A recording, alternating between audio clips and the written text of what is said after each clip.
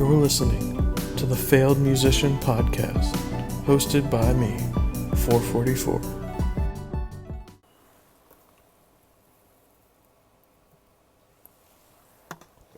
Welcome to the 444 podcast. The 444 podcast. The Failed Musician Podcast, which that's the name of my song in the beginning, Failed Musician, which is autobiographical. But yeah, so this episode I'm going to do a broad overview of making it, on getting fans, on like what a music career is, what it can be, what it should be, how to get music online. Basically, it's how to have a music career. And it's funny, because I don't have one. Like, let's face it, I don't have one. And that's okay. Like, you know, I am totally happy with making tons of music. Like, I made a bunch of music. I'm good. I feel accomplished with that. I mean, that's all I really ever wanted to do. I wasn't thinking about like playing in a scene or something like that. I just didn't think about it. But now I'm at the point where I want to like get out there and try to get my music to people, connect. Overall, the one thing that made me start doing this podcast is like I want to help people, and through helping people, I hopefully can help myself a bit. But I want to do more interviews. I want to do a lot of interviews on people who have a music career, who have advice, who have like real advice. Not people who have the advice that are like, oh, I don't know, it just happened. Which maybe for some people it did, but I don't really always believe that. And I've gotten that advice a lot from a lot of people. Like, I don't know, I just got lucky. I hear that from a lot of different musicians. So I want to interview them, get their thoughts, and and have that up on my YouTube channel just to help people to, like a great podcast is other record labels, if you've ever heard of that. I listen to that all the time. It's about how to run a record label, and how to run a record label is basically how to market, right? So it's how to like market artists, like good tips. They interview a ton of labels, and I want to do a similar thing for the DIY musician, you know. But we'll start with uploading music. So I upload music using DistroKid. I don't get paid by DistroKid. I probably could if I like send something and they like, I don't know, I think they do like a discount for listeners. So maybe I'll hook that up. That'd be cool. And then get people a little discount. DistroKid's amazing. I think it's $20 a year for unlimited uploads. So for someone like me that I'm like putting out a lot of stuff because I have no patience, it's great. It's perfect. And they also will send you your money, which I had a bunch of uncollected money for like 5 years. Out of 5 years of streaming my music that's been on Spotify, I made like $200. So that is not good. I'll take it though. I was like, $200. Like, bro, like I'm hitting McDonald's. And so that's what I did. And then I hit Chick-fil-A. But then I got Taco Bell, and that's not even a lie. Okay. What you want to do, what everyone is doing. So like I said, this is basically me telling myself what I need to do, okay? Or if I was managing an artist, what I would do. What I do myself is not correct. What everyone does, that does work, is pitching to Spotify playlists. Okay, how do you do that? A Spotify editorial playlist. How do you do that? Okay, you upload your music. I use DistroKid. You go into Spotify for Artists. You make your Spotify for Artists account. It's I'm sure you can look up a tutorial on how to make a Spotify for Artists account online. You do that. You verify your account, and then you can sync it up with your DistroKid. Okay, so after a couple days after you upload your music, they say you want to do like at least 7 days in advance, but honestly you need more. I mean, people say that works, but You need more because it takes a couple days for the song to show up in Spotify for artists so that you can even pitch it. So you'll upload to DistroKid, it'll take a couple days. Spotify for artists, it'll show up in there. You can pitch to the playlist, to the editor through the Spotify for artists desktop app website. So you do that. You have to write a pitch. They say to write what the song, like what mood the song fits, or even if you had a specific playlist, editorial playlist in mind that you think it's good for, or an artist that you're influenced by. But the number one thing I always hear with every pitch is that you need to make the pitch different. You can't watch a video, you can't watch my video and just go, oh, I'll try that. Because that's what I've done, where I've just like watched videos and tried so many different methods without really just like honing in and believing in my own ideas. I watched a podcast recently, I think it was the Curtis King podcast, that's associated with DistroKid. An amazing podcast. I watched his one episode where he talks about like why you're not building a fan base. I think that's what it's called. It was incredible. Yeah, it's about, what he says is you're not focused on what you have already. Like the people that listen to your music, your family and friends. Like everyone has people in their life and you need to not use them, you build off them. And remember, like you're a musician, so like you're providing a service to other people, even though that sounds like what's it called? Heady. It sounds like ego-centric, narcissistic, but it's like it's not that. You don't have to feel bad about making music and wanting people to listen to it. There's nothing wrong with that. A lot of people don't market themselves because they feel that way. I felt that way for a long time. Now I don't care. I'm 29. I'm just kind of like, I don't care what anyone thinks about me. You know what I mean? It's I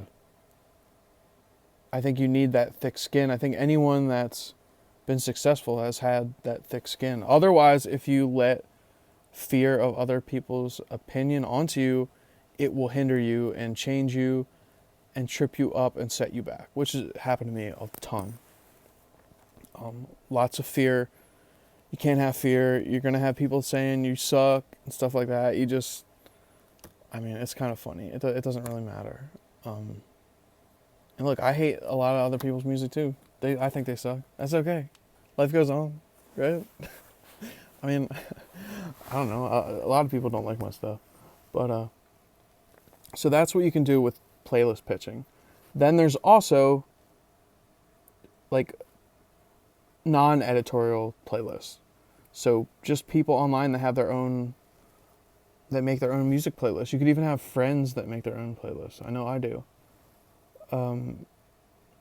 A big thing is YouTube. So on YouTube, there are tons of people that make playlists, that do like mixtapes. You should 100% be trying to get onto these. And you do that by, if you go into a YouTube channel, you can hit the About section on most of them and hit the View Email Address button. Most of the time it's in there. Or if they link to Facebook, or you can find their Facebook page, you can find a contact in there, a contact email, or you can message them, Instagram too. It's hard to get people to respond. You don't want to be reaching out to people unless you 100% know who they are, know what they're about, and you want to build some kind of connection between you and them. Otherwise, they'll just see it as spam. Like tons of people are contacting these people nonstop. So what you want to do is, also when you send a message, you don't want to include a link at first. Sometimes I send a link first and then send a message, because usually they'll see this, like the latest message first. So if they just see a link, they'll be like, eh. Or on Instagram, if someone sends a message, you can send a whole message with a link, and it'll just say, so-and-so sent a link. So they'll see send a link, and they probably won't even open it because it just looks like spam. So that's one thing I've learned. Yeah, this is the Failed Musician Podcast. So you're going to be hearing lots of stories of failure, shoulda, woulda, coulda. Had to lose the jacket. I was sweating. This is a custom shirt my homeboy made me. Ugh. Slowpoke. So everyone's trying to get on playlists, and that's good and all, but it can't be your only focus. You want to contact record labels. One thing is you want to be organized. You want to have your music. You want to have your description, like your elevator pitch, where you can describe to someone in a few words what exactly you sound like, why someone should listen to you, what you're similar to. You want to have that down for sure. Do I have that down? No. I can't even think of it off the top of my head whatsoever. I started watching a YouTube channel recently of this kid named Brandon Chen, and he's a manga writer. So what he was saying was all of his opportunities came through building a portfolio, which I have. I have a portfolio of music, and I have a ton of videos. I have like 500 something videos, I think, I don't even know, on YouTube. And so you have to do the work. So once you do the work, you can worry about the other stuff. It's probably best to worry about both hand in hand, which I didn't. When you release music, you want to have lead time. You probably want to do like a month or two. And you really want to promote it as hard as possible to everyone you know. You need to give people a command to do. Like, you want them to share it. You have to say share it. I mean, I hear people say stuff like that in their like music business podcasts, and I'm like, yeah. But then when you notice, like when you're online and someone doesn't tell you to do something, but they just post something, you're like, oh, cool. Like, you'll just like a picture if they put up a picture of the new album. But if you see like go listen to it, I feel like it does like trigger it does kind of a tiny nudge into what you should be doing. The more I get into music, there is a lot of like, oh my God. Okay, so the greatest people you ever meet and some of the most insufferable people. And I think I think the people that are successful see through like the charade of the music industry early on, where it's rock and roll, man, it's about drugs. And it's like, you can't really write when you're on drugs. You can, it probably sucks, like, let's be real. There's just so much bullshit. There's a lot of people just thinking like they're the shit, like my band's better than yours. Like, music is so subjective. We all know this. It's just dumb, and like people do need to like kind of like, I don't know, get over themselves, like with their image and shit like that. But the music industry is base, okay? So like you can't really lie about the music. Like, the music has to touch someone. Either if you think it's shit or someone else thinks it's shit, if it's touching someone, then to them it's legitimate, But the image thing, you need an image, you need an easily identifiable identity, a cohesive vision, colors, images, style, how you present yourself, how you talk to people. Like they say, all you have is a first impression, and it's really true, and it's really true for music, because I mean, what really gets you to listen to music besides randomly, accidentally catching a song that you like, hearing something maybe on the radio or online, word of mouth, friends sending you stuff, hearing critical reviews, stuff like that, which is triggered by marketing. Maybe word of mouth, kind of, but marketing triggers the critical reviews if you're like sending to publications and stuff for people to review your album, obviously. Another one would be seeing album artwork that connects with you. I mean, that's a huge thing. I mean, a lot of music is judging a book by its cover 100%, especially since there's so much music. Like, the only thing that's going to make you click on something is if it looks amazing. And I think you have to do that with your art. I think you have to almost like test it. Like, you have to like ask people, show it to people, see what they think about it. Do I do any of this really? No, not really. I should. But like, there's things you can compromise on and things you can't compromise on. So the art thing, when I'm making an album, I'm making an album cover. That is the image that represents the whole album. It conjures up the emotion, the feeling of the music. You can't compromise on that, really. So like, you can't like, oh, I got to make something cooler if it's the correct image for your album. And you'll know when it's correct, if it's it'll just click with you. But like, say I make a compilation or something like that. A compilation, yes, it's art, but you can compromise on that. It's not like you're changing the I don't know. You're not changing the DNA of the art. The compilation, you're pulling songs from different albums. So it's almost like a man-made thing, where an album is more of like a spiritual, kind of a gift that gets given to you and that you present in a certain way. Don't be afraid to be annoying. I know I don't really seem to get annoyed when people message me and like, oh, check out my music and stuff like that. I know people do, but that's part of the game. It doesn't matter. You can't worry about it. And like, if people get upset at you sending them a message, like, you don't need them in your life anyway. Or like, could you please listen to my music, and they get pissed off. You can't really worry about that. So online is great. Another thing you can do is post to Reddit pages. So say I do a cover of a song from an anime. I'll go to that anime's page, that subreddit on Reddit, and post my cover. And I'll write, the song's about this anime, or this song is a cover from this anime, or the song is about this anime. And I've done stuff like that so many times. For anything. I had a song about Norm Macdonald, the comedian, the golden, what's it called? The golden age of late night. I put that on there and said, this is about Norm Macdonald. I did that for a lot of stuff. So finding, that's really weird. I just got 5 upvotes on the Norm Macdonald post. I just got a notification. That's so funny.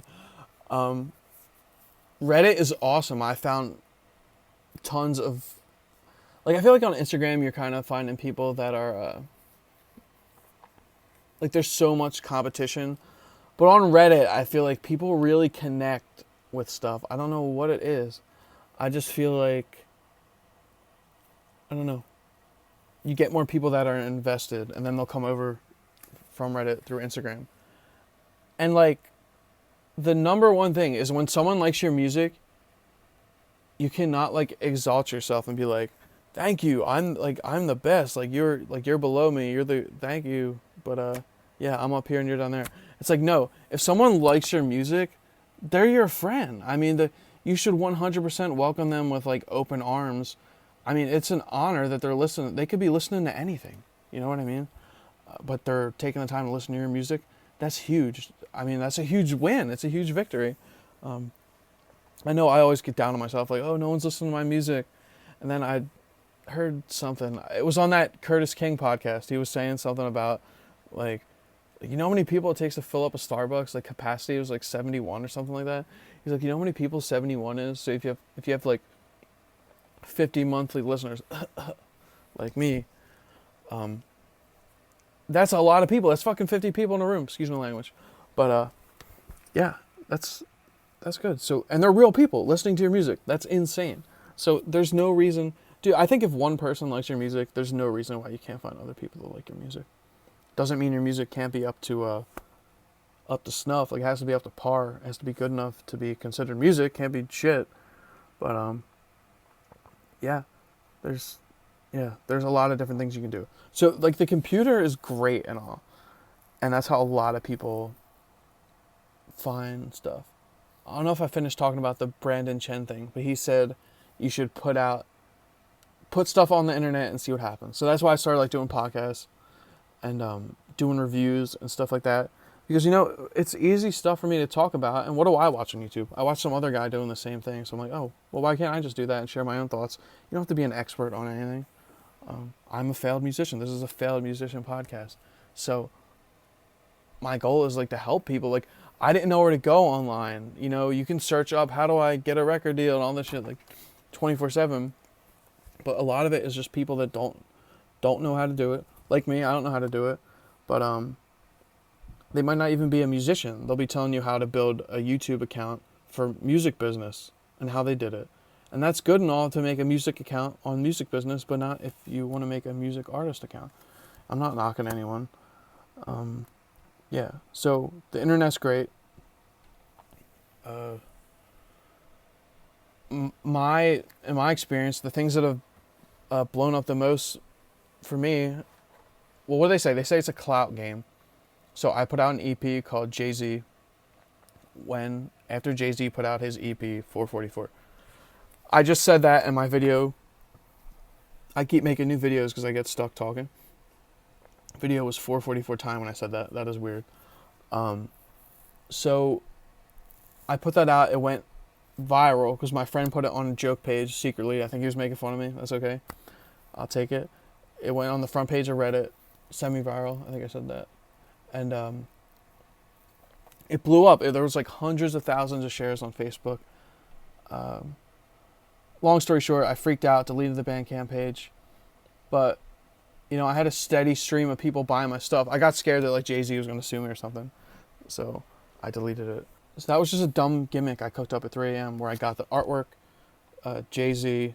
I reversed it. So his says 444 on the cover. I did Jay-Z in like the same font. Wrote this is a shameless marketing technique. Or on his album it says like this is his 11th album or something like that.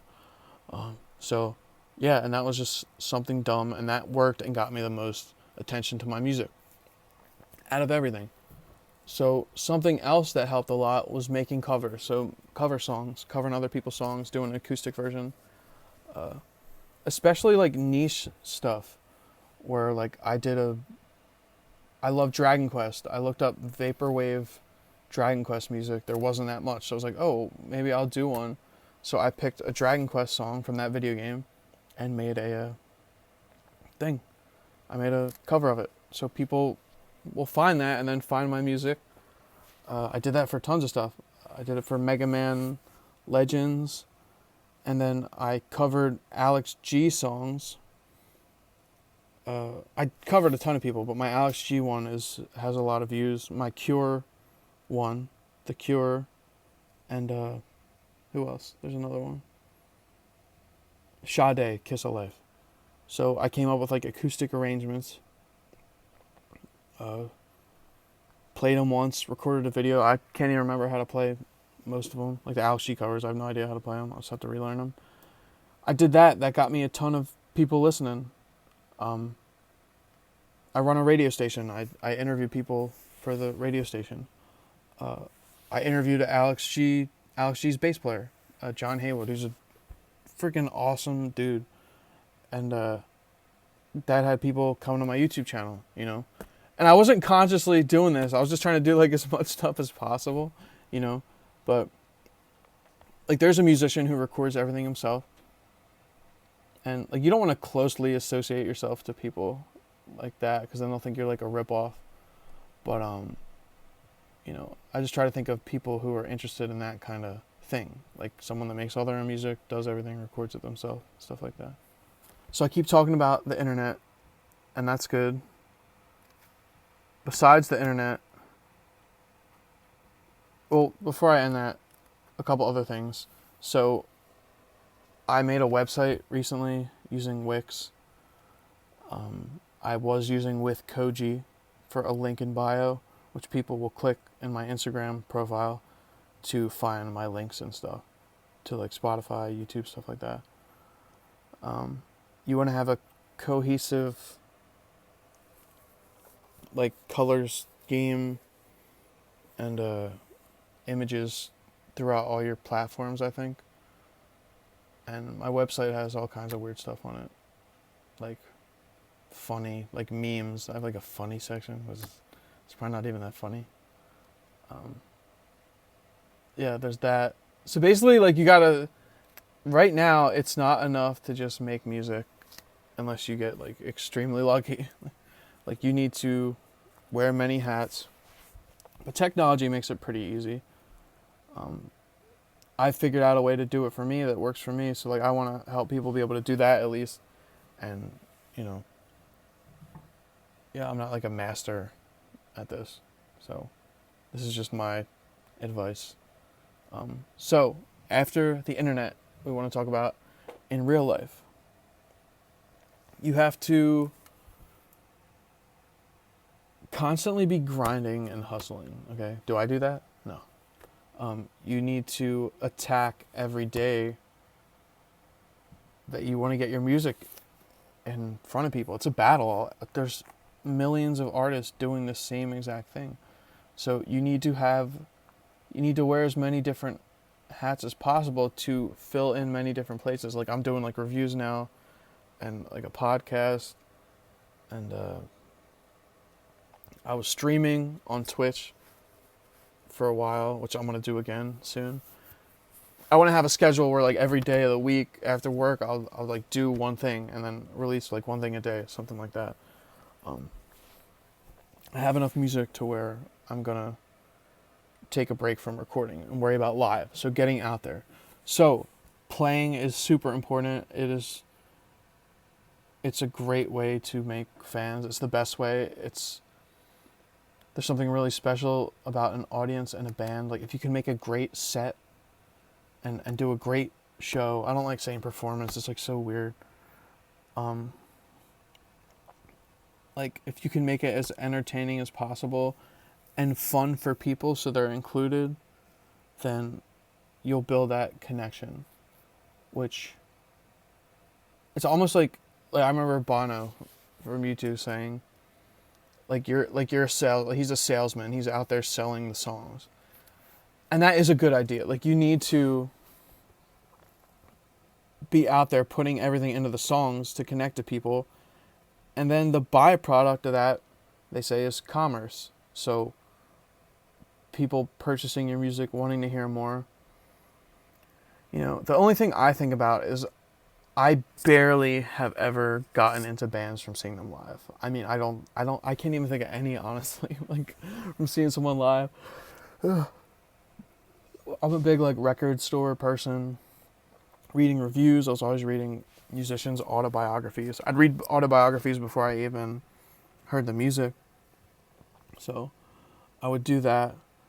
So you got to think about that. So record stores, like, you should have cards in record stores, little flyers up about your music. You should have free CDs in record stores.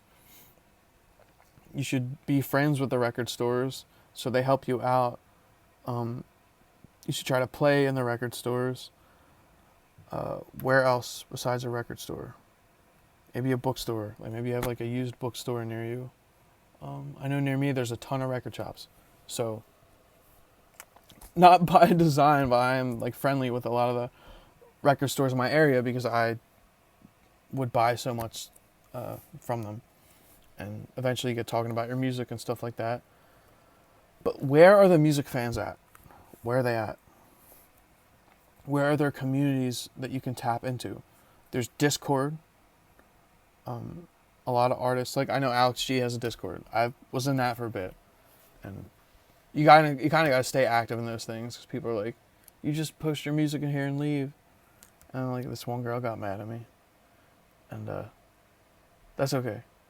But that's where you find music fans and you can bond over stuff. Like, the most important thing, the number one thing to success, I think, is having a lot of friends, a shit ton of friends. That's the difference. Okay. So like me, I kind of let a lot of relationships kind of fall apart as I was pursuing this music thing. I just put it ahead of everything. And sometimes you got to make sacrifices and stuff, of course, with anything. But there's definitely a better way. You need to be human, and you need interaction. And the more friends you get, the more people will check out your stuff and represent you, and even just like talk like, oh, have you heard so and so's music and stuff like that. So there's that. The in-person thing. You should be telling almost every person you meet, unless they seem a little scary, about your music.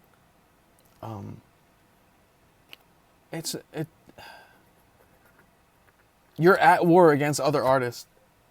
Not against them, like you're all in it together, but just because everyone is vying for that attention or for those ears, for someone to listen to their music, you are in a competition no matter what. Of course, like the music's subjective, but that's just how it is. Like you can't, it's like that with anything. Like you're trying to get your product in front of other people so they hear it. That's the only reason. It's not like you're trying to hurt someone else or step on them or knock them down. You know, you just are trying to get ahead and have people hear your stuff. You can check out Facebook groups. There's tons of Facebook groups where they post different music. Now, a lot of these groups will say like no self-promotion and stuff like that. That's fine. If you are a music fan, you should be sharing music you like. You know, you have to go into everything innocently, and you have to keep. You don't want to be tenacious. You have to go into everything innocently. In the back of your mind, you can have that kernel where, like, if I get the chance to engage with someone, like, I'm going to show them my music. That's fine. Like, you have to be like that. You are an artist. Like, if you're making music, you're an artist. I don't suffer with this, but I've always thought that, where I don't think of myself as a musician. Like, when I'm out, I'm not thinking about, like, you know how many albums I made, bro? I don't think about that. I really don't. I'll be playing Fortnite for 5 hours, not thinking about anything. But it's like you need to constantly be on. Like you have to be a musician. You have to represent your music. You're your product. You are the main draw. 100%. Especially in the early stages, because no one's going to be repping your music for you. I mean, some people will, and eventually that'll grow, but you are always always steering the ship. You have to be on 24/7. And you have to make it your mission when you wake up every day that you're going to get someone else to hear your music, and you're going to do your best efforts. Like I spent a lot of time sending out emails. Not a waste, but did it get me anywhere? No. I've sent out probably hundreds of thousands of emails. That's not even like an exaggeration. Then you wind up becoming a spam account. So if you email too much, then your account people won't receive your emails, or it'll go right to spam when you send something. So there's that. So there is a lot of setbacks because a lot of people are emailing. So there has to be limits, you know. So that's why the live thing I think is important, and in person is the most important 100%. In person is the most important, but I don't like saying the word content. It's so weird. It makes me cringe hard as ever. But like these are my interests. I do reviews. I'm doing reviews of comics, manga, video games. You know, that stuff I'm into. I'm heavily into comic books and reading manga. Video games I mess around with here and there. So like I'm not an expert on any of that stuff. I'm not. But talking about it can only broaden your potential audience, the people that are hearing it. And if they hear a bit of your song that they like, they can check it out. If you have advice, you should be online giving it to people. That's why we have these tools, you know, to help each other 100%. And you have to get out of like the me mindset, which I'm in a lot of musicians are, because you're scared. Like you want to have a career, you want to be able to support your family,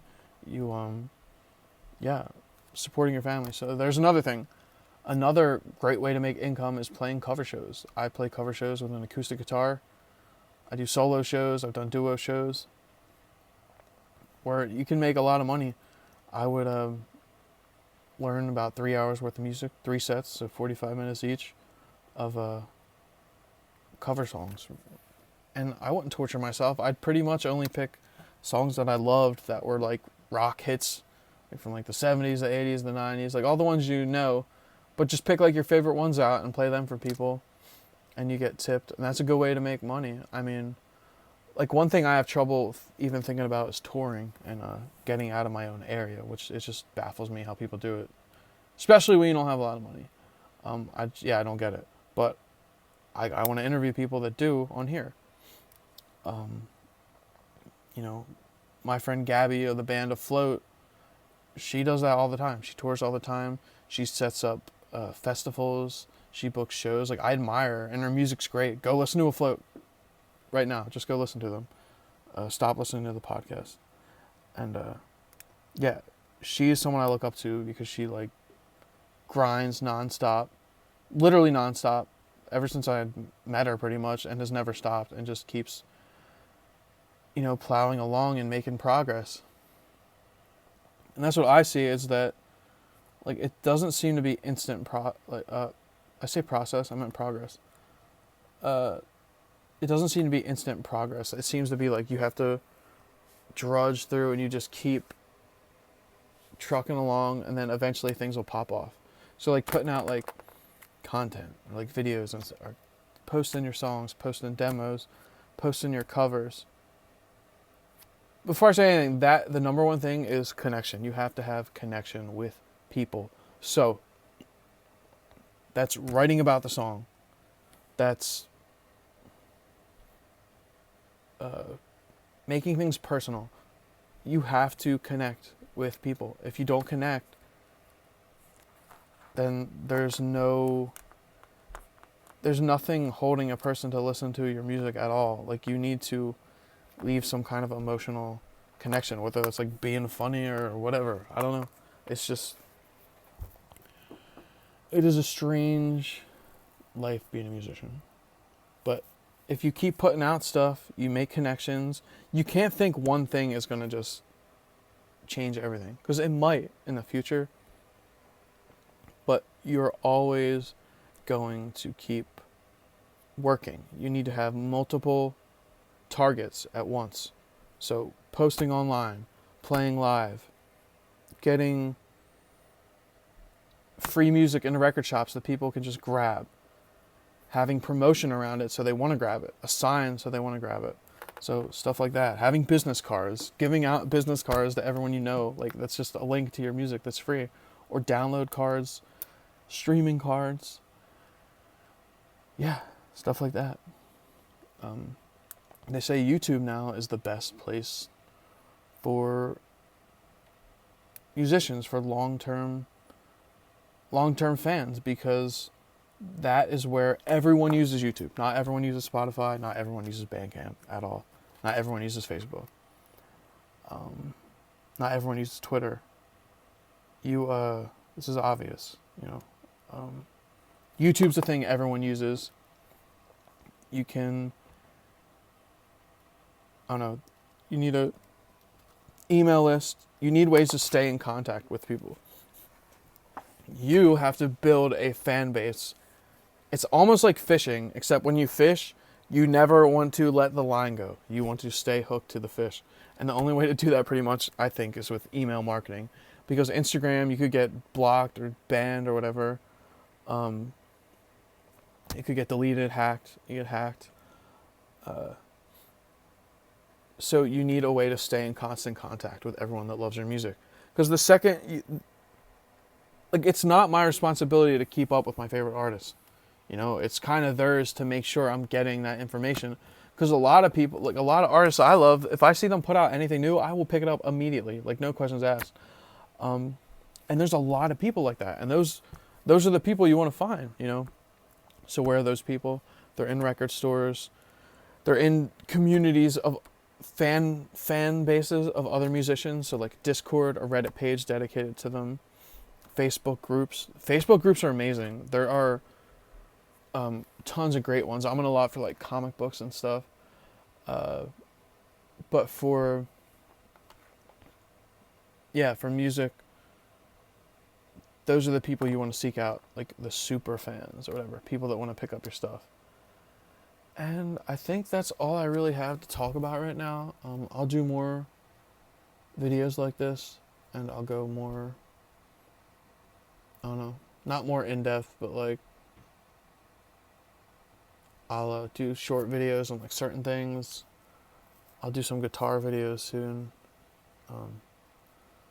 Yeah, like I said, this is the Failed Musicians podcast. So the goal is to not be a failed musician. Don't feel like a failure. You know, music being a career anyway is kind of like, I don't know. Do people need music? No, they don't. You know, do people need milk? Yeah, do you need milk? Yeah, probably. But like a milkman, you know, more importance than a musician. Let's be real. Be humble. Keep your head down. Keep your eyes open. Make connections with everyone. Don't hide behind a persona. A lot of people just think about being cool for music. And it's an image game. So there's nothing wrong with making your image cool, whatever that is.